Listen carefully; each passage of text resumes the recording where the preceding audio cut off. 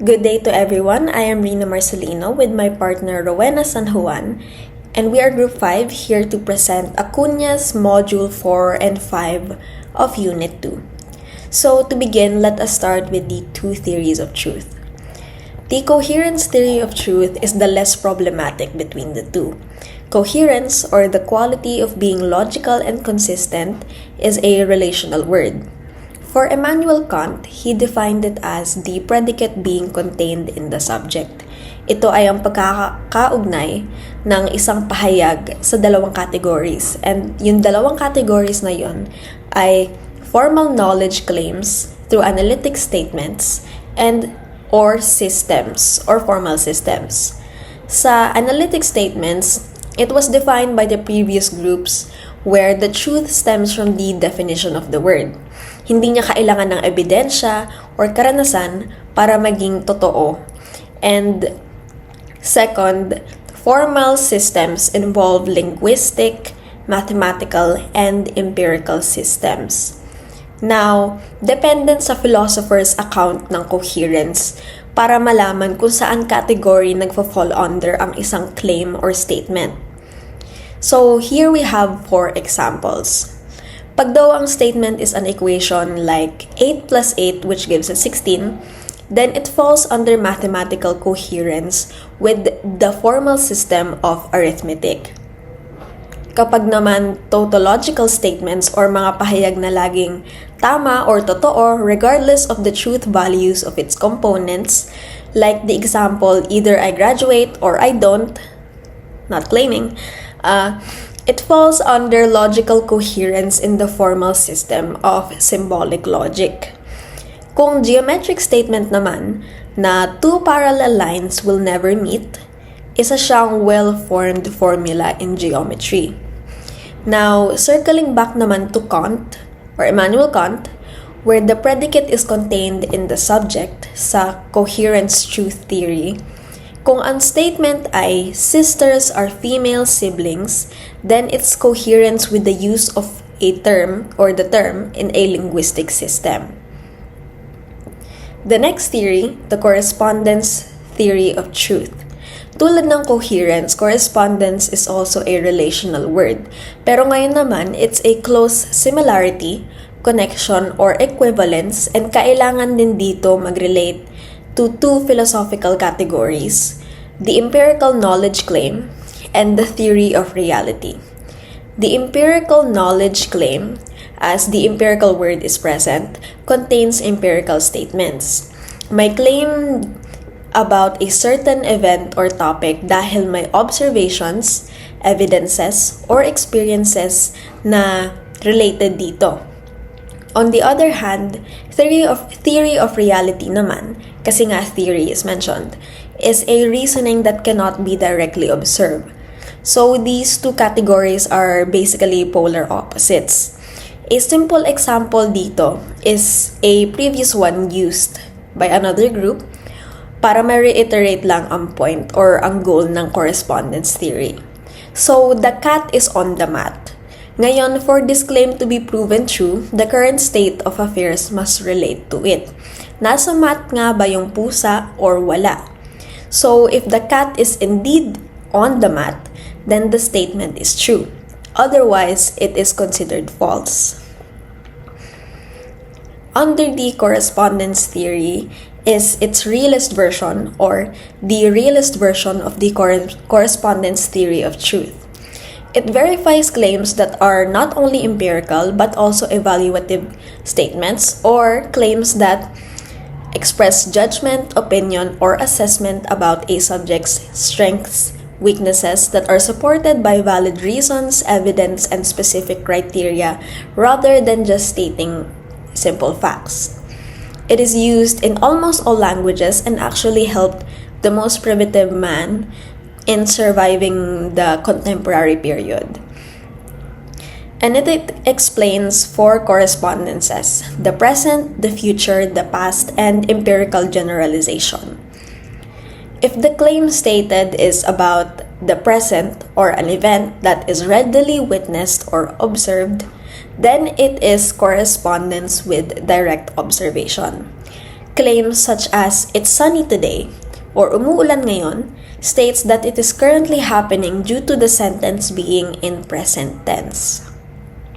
If the claim stated is about the future and or a prediction, it is correspondence with future observation. The claim, "The sky is turning orange, the sun is about to set." But take note na this claim is true because it has been observed before.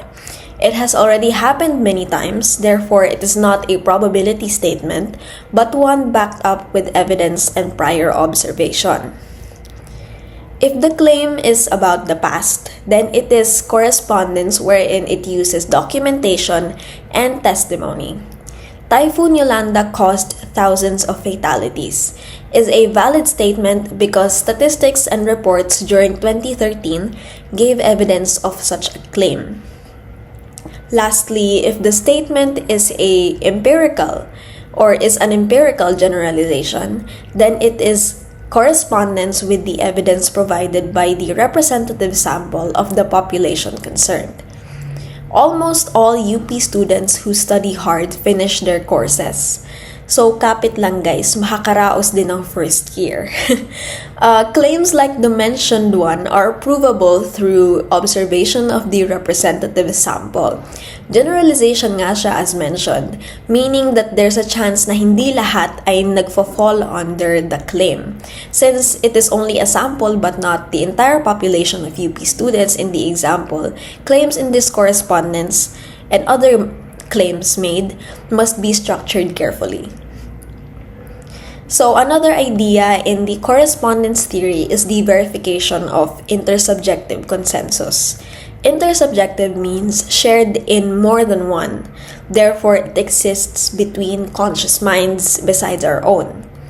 Consensus, in simple words, is a general agreement. So, pag pinagsama mo yung dalawang salita na to, intersubjective consensus is when a claim is true when it is established by a shared understanding of a group of individuals rather than a single person or one objective proof. Hindi lang siya tama o mali para sa iisang tao, pero it adheres to that para sa dalawa, tatlo, at marami pa, especially sa groups or community. An example is a claim saying, "Stealing is wrong." Lahat naman tayo tinuruan mula bata pa lang na ang pagnanakaw ay mali. Pero sana sinunod ng mga nasa gobyerno ngayon. Anyway, sinasabi dito na if you are accepting a certain claim, that means na your evaluative judgment is supported by a strong intersubjective consensus. Kumbaga yung sarili mong judgment or opinion was probably or possibly influenced by a certain value in a community or group that you are part of. Take another claim like, "Plagiarism is wrong." Off to a good start, right? But in accepting this claim, you should also accept the prescription. Otherwise, you will be guilty of dissonance. So, prescription is the act of officially prohibiting something or condemning something. And if you don't accept an action's prescription, then you will be guilty of dissonance as mentioned, or the disharmony between a person's beliefs and one's actions. Then, to further expound the topic in the legal policy making, nakikita to through two ways. As mentioned, the first is prescription and the second is the opposite, which is prescription.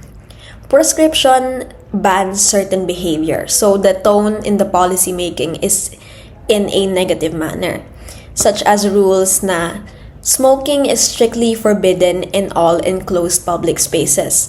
So it defines the policy or the behavior in a negative manner. And opposite of this is prescription, where it mandates a certain behavior. An example of this that can be observed in policies is the Miranda rights, or the statement mentioned by officers such as, "You have the right to remain silent, you have the right to an attorney," and ang justification sa mga policies na nakikita natin ngayon, such as the ones mentioned, are deontological and teleological. Deontological means that the consequence of the policy is irrelevant, and the policy itself is good, such as no to illegal logging. Yung deontological policy, it evaluates actions based on whether they adhere to inherent moral rules or duties regardless of the consequences. While teleological means that the consequences of the policy being passed determines if the policy is good or bad. The teleological policy assesses the morality of actions by the outcomes or the results that they produce, with the best outcome determining the rightness of the action. This chapter, titled Your Obligation as a Thinker, pertains to our obligation as moral thinkers. Andresito Acuna stated in his book titled Philosophical Analysis that it is our responsibility, the philosophy students, to commit ourselves to one obligation as critical thinkers, and that is, quote unquote, never accept the truth of any statement or belief unless there is adequate evidence for it. Basically, this tells us that we should only believe a belief to be true when it is supported by adequate and well-supported evidence. Otherwise, one should reject or suspend judgment of said belief. Acuna called this term healthy skepticism. But first, let's tackle its definition. Brigham Young University 2024 defined healthy skepticism as a disposition that falls between the lines of gullibility and cynicism, which are both unhealthy levels of skepticism. Meanwhile, healthy skepticism is exhibited by a person when they question and inquire about the information they receive, instead of simply accepting and taking them in. For instance, questions like, who is behind the information? How do they know? What do they have to gain by sharing this information? What information might they be withholding? Or, could this be person exaggerating or lying?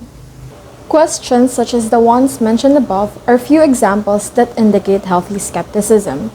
They control their reaction to the information they receive. These questions aim to delve deeper beyond the information provided. Through healthy skepticism, a thoughtful questioning approach to a new belief enables one to avoid blind acceptance or automatic rejection of the statement. Additionally, it allows them to be more aware of the possible biases they have that may cloud their view of the information provided. Hence, in order for one to keep fulfilling their obligations as critical thinkers, they must have a clear idea about the distinction between the knowledge claim from different realms. Starting with the knowledge claim in the realm of known. The empirical sciences, a field of science that is based on systematic observation, experimentation, and collection of data to formulate evidence-based hypotheses and theories applied in the natural world. In simpler terms, information gathered through observation and experimentation. In this field of science, knowledge from the realm of the known is provided to us. We become knowledgeable of our immediate surroundings, the world we live in, and the universe decades ago. The things we know now were once only in the realm of the knowable. For instance, the fact that the heart is a crucial organ that continuously pumps blood throughout the body to deliver oxygen and nutrients. The second claim belongs in the realm of the knowable. This realm is an extrapolation or an extension of the known. In today's age, the sciences are still probing this area, trying to discover and identify what could be identified. An example in this realm is the origin of humans. Third and last claim is the realm of the unknowable. From the name itself, cannot be known. It is when a knowledge claim is unprovable, meaning no evidence can be produced to support the claim, making it unknowable. It is something that is most often beyond human understanding. For instance, the origin of the universe or existence of heaven and hell.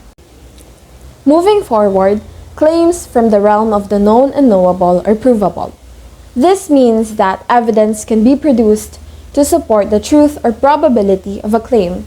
Meanwhile, claims from the realm of the knowable are unprovable. Unlike the provable, no evidence can be produced to support the truth or probability of a claim or belief.